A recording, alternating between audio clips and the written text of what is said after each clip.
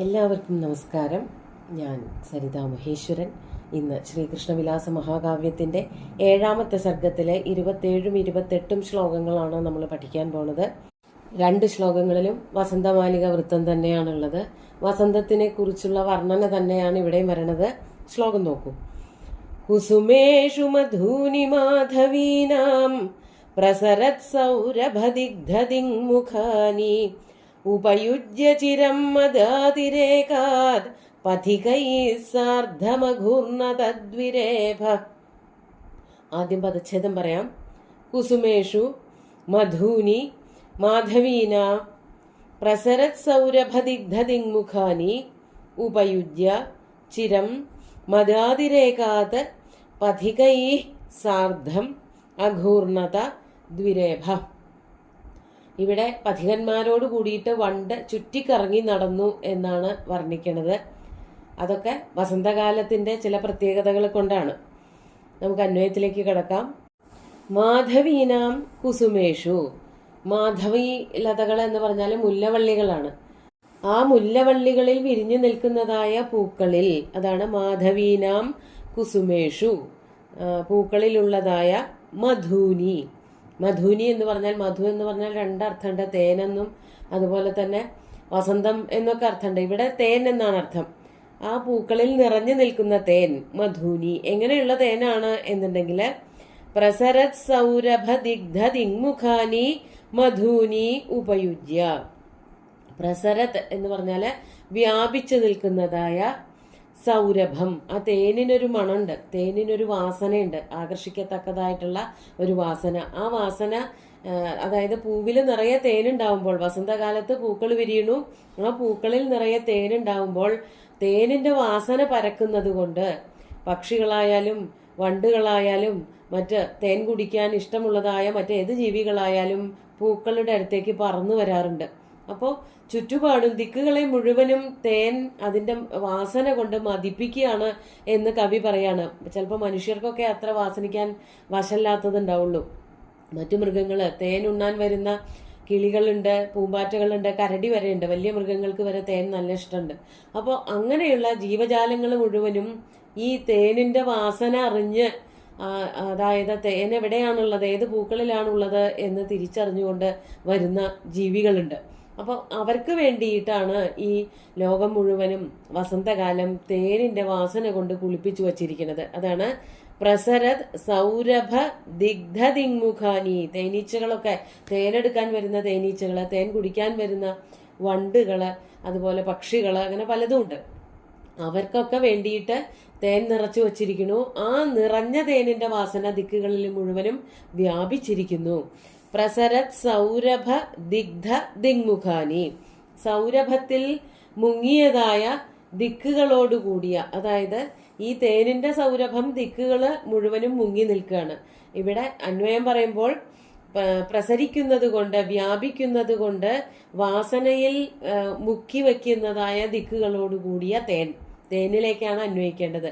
ആ തേനുകൾ അല്ലെങ്കിൽ തേനിനെ കുടിച്ചിട്ട്, മലയാളത്തിൽ പറയുമ്പോൾ തേൻ കുടിച്ചിട്ട്, ദിക്കുകളെ മുഴുവനും സുഗന്ധപൂരിതമാക്കുന്ന അത്രയ്ക്ക് സ്വാദിഷ്ടമായ പൂക്കളിലെ തേൻ നുകർന്നിട്ട്, മധൂനി ഉപയുജ്യ, ആ തേൻ കുടിച്ചിട്ട്, ദ്വിരേഭ, വണ്ടിന് എന്താണ് സംഭവിച്ചത്? ദ്വിരേഭം എന്ന് പറഞ്ഞാൽ വണ്ട് എന്നാണ് അർത്ഥം. ഭ്രമരം എന്നുള്ള വാക്കിൽ നിന്നാണ് ദ്വിരേഭം എന്നുള്ള വാക്കുണ്ടാവുന്നത്.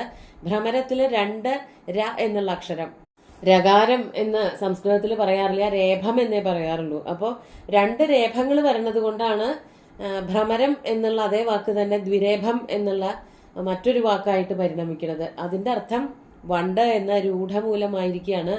രാ എന്നുള്ള അക്ഷരം 2, 3 തവണയൊക്കെ വരണ വേറെയും വാക്കുകൾ ഉണ്ടാവാം. പക്ഷെ അതിനെയൊന്നും, ആ വാക്കുകൾ കൊണ്ട് ആരെയാണോ ഉദ്ദേശിക്കുന്നത് അവരെയൊന്നും ദ്വിരേഭം എന്ന് പറയാറില്ല. വണ്ട് എന്നുള്ള അർത്ഥത്തിലാണ് ദ്വിരേഭപദം രൂഢമായിരിക്കുന്നത്. പങ്കജം എന്നുള്ളത് ചെളിയിൽ വളരുന്ന എല്ലാത്തിനെയും പറയില്ല, താമരയെ മാത്രമേ പറയുള്ളൂ എന്നുള്ളത് പോലെ. അങ്ങനെ ആ വണ്ട് എന്താ ചെയ്തത്? ഈ തേൻ കുടിച്ചിട്ടുള്ള വണ്ട് മദാതിരേകാത്, മതോന്മത്തനായിട്ട്, തേൻ കുടിച്ചാൽ കുറച്ചു കഴിഞ്ഞാൽ അത് തലയ്ക്ക് പിടിക്കും. ആകെ ഒരു ലക്കുകെട്ട അവസ്ഥയാണ് ഉണ്ടാവുക. അതാണ് വണ്ടിനുണ്ടായത്. മത അതിരേകാത്, മതം വർദ്ധിച്ചതുകൊണ്ട്. ഇവിടെ മതം എന്നുള്ളതിന് അഹങ്കാരം എന്നല്ല, ഉന്മാദം, ആ തലയ്ക്കുണ്ടാകുന്നതായ അസ്വസ്ഥത അത് വർദ്ധിച്ചതുകൊണ്ട്. പഥികൈഹി സാർദ്ധം ചിരം അഘൂർണത, പഥികന്മാരോട് കൂടിയിട്ട്, വഴിയാത്രക്കാരോട് കൂടിയിട്ട്, ചിരം വളരെയേറെ നേരം, അഘൂർണത ചുറ്റിത്തിരിഞ്ഞു എന്നർത്ഥം. അതായത് വഴിയാത്രക്കാർ ചിലപ്പോൾ വഴി തെറ്റിയിട്ട് അതായത് ഏത് വഴിയിൽ കൂടെയാണോ പോവേണ്ടത് എന്നുള്ളത് മനസ്സിലാവാതെ തെറ്റിക്കറങ്ങി പലപ്പോഴും മാർഗവിഭ്രംശം ഉണ്ടാവാറുണ്ട്. അതുപോലെ വണ്ടിനും വന്നു അതുപോലെയുള്ളൊരു മാർഗവിഭ്രംശം. എന്തുകൊണ്ടാണ്? സാധാരണ വണ്ടികൾക്കൊന്നും അത് വരാറില്ല. മനുഷ്യർക്കാണ് പരിചയമില്ലാത്ത വഴി കൂടെയൊക്കെ പോകുമ്പോൾ ഈ ചുറ്റിക്കറങ്ങൽ സംഭവിക്കുക. എന്നാൽ വണ്ടുകൾക്ക് ഇത് സംഭവിച്ചത് തേനുണ്ടത് കൊണ്ടാണ്. ഈ പൂക്കളിലെ തേൻ നുകർന്നത് കൊണ്ട്, അത് തലയ്ക്ക് പിടിച്ചത് കൊണ്ട്, വഴിയറിയാതെ ഈ പാന്തന്മാരെങ്ങനെയാണോ വഴി തെറ്റിപ്പോകുന്നത് അതേപോലെ ഈ വണ്ടുകളും വഴിതെറ്റി ചുറ്റിക്കറങ്ങി നടന്നു എന്ന്. പാന്തന്മാർ ചെയ്ത പ്രവൃത്തി വണ്ടുകളും ചെയ്തു എന്നുള്ളത് കൊണ്ട് സഹോക്തി എന്നുള്ള അലങ്കാരവും കൂട്ടിപ്പിടിച്ചുകൊണ്ടാണ് കവി ഇവിടെ സുന്ദരമായിട്ട് മാധവമാസത്തെ വർണ്ണിച്ചത്. നമുക്ക് അടുത്ത ശ്ലോകം കൂടി നോക്കാം. മലയാനിലവേല്ലിതോ ജജൃംഭേ സഹകാര പ്രസവോദ്ഭവ പരാഗ ജനയൻ പഥികാംഗനാ ജനാനാം പ്രചലൻ മന്മഥ സൈന്യ ധൂളിശങ്കാം. നമുക്ക് പദച്ഛേദം ആദ്യം പറയാം. മലയാനിലവേല്ലിത ജജൃംഭേ സഹകാര പ്രസവോദ്ഭവ പരാഗ ജനയൻ പഥികാംഗനാ ജനാനാം പ്രചലൻ മന്മഥ സൈന്യ ധൂളിശങ്കാം. ഈ അവസാനത്തെ വരി ഒറ്റ വാക്കായിട്ടാണ് വർണ്ണിച്ചിരിക്കുന്നത് അല്ലെങ്കിൽ പ്രയോഗിച്ചിരിക്കുന്നത്. സംസ്കൃതത്തിൽ എഴുതുമ്പോൾ പ്രചലൻ എന്നുള്ളത് മാറ്റിയിട്ട് മന്മഥ സൈന്യ ധൂളിശങ്കാം എന്ന് രണ്ടും രണ്ടായിട്ട് കൊടുത്തിട്ടുണ്ട്. പക്ഷെ അത് ഒറ്റ വാക്കാണ്. പ്രചലത്ത് മന്മഥ സൈന്യ ധൂളിശങ്കാം എന്നുള്ളത് കൂട്ടി എഴുതുമ്പോൾ പ്രചലൻ മന്മഥ സൈന്യ ധൂളിശങ്കാം എന്നുള്ളത്, ആ താ എന്നുള്ളത് തൊട്ടു മുമ്പേ ഉള്ളതായ തൊട്ടപ്പുറത്ത് വരുന്നതായ മകാരത്തിന്റെ സാന്നിധ്യം കൊണ്ട് അതും ഒരു അനുനാസികമായി തീരണത് കൊണ്ടാണ് പ്രചലൻ മന്മഥ എന്നായി തീരണത്. അത് പക്ഷെ വേർപെടുത്തി എഴുതിയാല് പ്രചലൻ എന്നുള്ള വാക്ക് ഒറ്റവാക്കായിട്ട് നിൽക്കും. അതുപോലെ തന്നെ ഒരു ശത്രന്തം പദമായിട്ട് തോന്നാൻ സാധ്യതയുണ്ട്. അപ്പൊ അതൊരു ചെറിയ ഒരു ഗ്യാപ്പ് വന്നിട്ടുണ്ട്. അത് കൂട്ടി വായിക്കുക തന്നെ വേണം. മലയാളത്തിൽ അങ്ങനെയല്ല, അത് കൂട്ടി എഴുതിയിട്ടുണ്ട്. അപ്പോ അങ്ങനെ എന്താണ് ഇവിടെ പറയണത് എന്നാണെങ്കിൽ, ഈ ഒരു ശ്ലോകത്തില് പൂക്കളിൽ നിന്ന് പൊന്തിപ്പറക്കുന്നതായ പരാഗത്തിനെ പറ്റിയിട്ട്, പരാഗം എന്ന് പറഞ്ഞാൽ പൂമ്പൊടിയാണ്, ആ പൂമ്പൊടിയെ പറ്റിയിട്ടാണ് ഇവിടെ വർണ്ണിക്കുന്നത്. എല്ലാം വസന്തത്തിന്റെ കേളി വിളയാട്ടം കൊണ്ട് സംഭവിക്കുന്നതാണ്. വസന്തകാലം വന്നതോടു കൂടിയിട്ട് എന്താണ് ഉണ്ടായത്? മലയാനില വേല്ലിത പരാഗ, മലയാനിലനാൽ വേല്ലിതമായ, മലയാനിലൻ മലയപർവ്വതത്തിൽ നിന്ന് വീശുന്നതായ കാറ്റ്, ആ കാറ്റ് ശക്തമായിട്ട് വീശുമ്പോൾ പൊന്തി പറന്നു പോകുന്നതായ, കാറ്റടിക്കുമ്പോൾ പൊടിയൊക്കെ പറക്കൂലോ, അതുപോലെ ഈ പൂമ്പൊടിയും പറക്കാണ്. ഏത് പൂവിന്റെ പൊടിയാണ് പറക്കണതെന്നാണെങ്കിൽ സഹകാരപ്രസവ ഉദ്ഭവ. സഹകാരപ്രസവം എന്ന് പറഞ്ഞാൽ സഹകാരം തേന്മാവ്, തേന്മാവിൽ വിരിയുന്നതായിട്ടുള്ള പൂക്കൾ, അതിനെയാണ് സഹകാരപ്രസവം എന്ന് പറയുന്നത്. അതിൽ നിന്ന് ഉദ്ഭവം, പൊന്തി വരുന്നതായ പരാഗം, അതിൽ നിന്ന് വീഴുന്നതായ പൂമ്പൊടി, അത് കാറ്റ് വീശുന്നത് കൊണ്ട് പൊന്തി പരന്നു. അത് കണ്ടപ്പോൾ ഈ പാന്തന്മാരുടെ പത്നിമാരെന്താ വിചാരിച്ചത് എന്നുള്ളത് കൂട്ടിയിട്ടാണ് ഇവിടെ വർണ്ണിക്കുന്നത്. അങ്ങനെ മലയാനിലവേല്ലിത സഹകാരപ്രസവോദ്ഭവ പരാഗ, ആ പരാഗം പൊന്തിപ്പറന്നപ്പോൾ പഥികാംഗനാജനാനാം, പഥികാംഗനാജനങ്ങള്, പഥികാംഗനാജനങ്ങൾ എന്ന് പറഞ്ഞാൽ പഥികന്മാരുടെ പത്നിമാര്, വഴിയാത്രയ്ക്ക് പോയിട്ടുള്ള ആൾക്കാരുടെ സ്ത്രീകൾ, അവരുടെ പത്നിമാർക്ക് എന്താണ് അവർക്കത് കണ്ടപ്പോൾ തോന്നിയത് എന്നാണെങ്കിൽ, പ്രചലൻ മന്മഥ സൈന്യ ധൂളിശങ്കാം ജനയൻ ജജൃംഭേ. പ്രചലൻ മന്മഥ സൈന്യ ധൂളിശങ്ക. മന്മഥൻ എന്ന് പറഞ്ഞാൽ മനസ്സിനെ മഥിക്കുന്നവൻ, കാമദേവൻ. കാമദേവൻ ഒറ്റയ്ക്കല്ല, സൈന്യങ്ങളെ ഭടന്മാരോടൊക്കെ കൂടിയിട്ടാണല്ലോ വരിക. യുദ്ധത്തിന് വരുമ്പോൾ അങ്ങനെയാണോ? ഒറ്റയ്ക്കൊന്നും വരാറില്ല. അപ്പോ മന്മഥനും മന്മഥന്റെ സൈന്യങ്ങളും കൂടി വരുമ്പോൾ പൊന്തിപ്പരക്കുന്നതായ ധൂളിശങ്ക, പൊടിയാണോ എന്ന് ശങ്കയെ ജനിപ്പിക്കുമാറ്. പാന്തന്മാര് വരുന്നുണ്ടോ, അവരവരുടെ ഭർത്താക്കന്മാര് വരുന്നുണ്ടോ എന്ന് വിചാരിച്ചിട്ട് വഴിക്കണ്ണുമായിട്ട് നിൽക്കുന്നു ഈ പഥികാംഗനാ ജനങ്ങള്. കുറേ പേരുണ്ടാവും പല പല ആവശ്യങ്ങൾക്കായിട്ട് പോയിട്ടുള്ള പഥികന്മാര്. അവരുടെ ഭാര്യമാര് മുഴുവനും ഭർത്താക്കന്മാരെ കാത്തിരിക്കുകയാണ്. അങ്ങനെ കാത്തിരിക്കുമ്പോൾ ഈ സഹകാരത്തിന്റെ തേന്മാവിന്റെ പൂമ്പൊടി പൊന്തി പറക്കാൻ തുടങ്ങും കാറ്റത്ത്.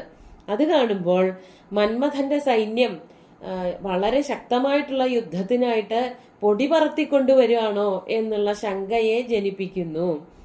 അതായത് ശരിക്കും അവിടെ പൂമ്പൊടിയാണ് വീഴണത്. പൂമ്പൊടി വീഴണത് കാണുമ്പോൾ ഇവര് വിചാരിക്കുന്നുണ്ടാവാം ഇതൊരു പൂമ്പൊടി മാത്രമല്ല, കാമദേവന്റെ ശക്തമായിട്ടുള്ള ആക്രമണം. ആ ആക്രമണത്തിനായിട്ട് സൈന്യങ്ങളെ കൊണ്ടുവരുമ്പോൾ അവരുടെ ഓട്ടം, കുതിരപ്പുറത്ത് കയറിയിട്ടും അതുപോലെ നടക്കുന്നവരും ആനപ്പുറത്ത് വരുന്ന സൈന്യങ്ങളൊക്കെ ഉണ്ടാവുമല്ലോ, ഈ ചതുരംഗ സൈന്യം, അവരുടെ വരവ് കൊണ്ട് പൊടി പൊന്തി പറക്കണതാണോ എന്നുള്ള ഒരു ആശങ്കയെ ജനിപ്പിക്കുന്ന വിധത്തില് വർദ്ധിച്ചു ജജൃംഭേ. കുറച്ചൊന്നുമല്ല പൂമ്പൊടി താഴേക്ക് വീണുകൊണ്ടിരുന്നത്. പൂക്കള്, അതായത് മാവുകൾ മുഴുവനും പൂത്തു. ആ പൂത്ത മാവുകളിൽ നിന്നും പൂമ്പൊടി ധാരാളം താഴേക്ക് വീണു. താഴത്തേക്ക് വീണതിന്റെ ഒപ്പം കാറ്റ് വീശിയിട്ട് അത് എല്ലാ ഭാഗത്തും വ്യാപിച്ചു. അപ്പോൾ സാധാരണ ഈ വഴിയിൽ നിന്ന് പൊന്തി വരുന്നതായ അപകടകാരിയായിട്ടുള്ള പൊടിയല്ല, ഇത് പൂമ്പൊടിയാണ്. മരത്തിന്റെ പൂക്കളിൽ നിന്നും, മാവിന്റെ പൂക്കളിൽ നിന്നും ഉതിർന്നു വീഴുന്നതായ പൂമ്പൊടി, നല്ല വാസനയുള്ളതായിട്ടുള്ള പൂമ്പൊടി. ആ പൂമ്പൊടി ചുവന്നായിരിക്കണം ഇരിക്കണത്. അതുകൊണ്ടാണ് ഈ വഴിയിൽ നിന്നും പൊന്തിപ്പരക്കുന്നതായ പൊടിയാണോ എന്ന ആശങ്ക ജനിപ്പിച്ചത്. സുന്ദരമായിട്ടുള്ള ശ്ലോകങ്ങളാണ്. അതിര് കടന്നതായിട്ടുള്ള ഭാവന, കാളിദാസന്റെ ഭാവനയോടൊക്കെ ഒപ്പം നിൽക്കുന്നതായിട്ടുള്ള, അതിനേക്കാൾ ഒരുപടി മുൻപിൽ നിൽക്കുന്നതായിട്ടുള്ള ഭാവനയാണ് സുകുമാര കവിക്കുള്ളത് എന്ന് ശ്ലോകങ്ങൾ വായിക്കുമ്പോൾ മനസ്സിലാക്കാൻ പറ്റും. നമുക്കൊന്നുകൂടി ശ്ലോകങ്ങൾ വായിക്കാം.